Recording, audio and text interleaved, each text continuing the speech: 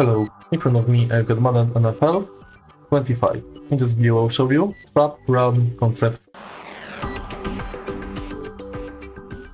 In the beginning, let's go to run concepts and go to trap. Here we go.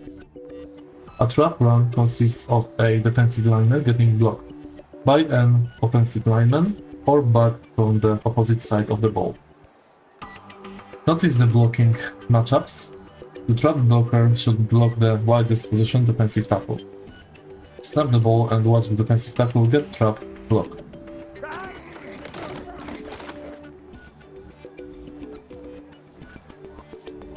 Here we go.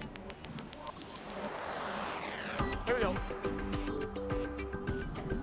Stop!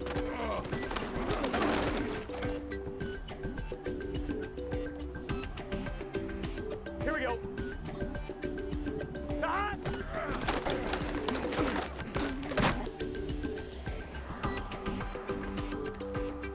Gun. Stop! Stop! And that's basically it. If you find this video helpful, please hit like, comment and subscribe.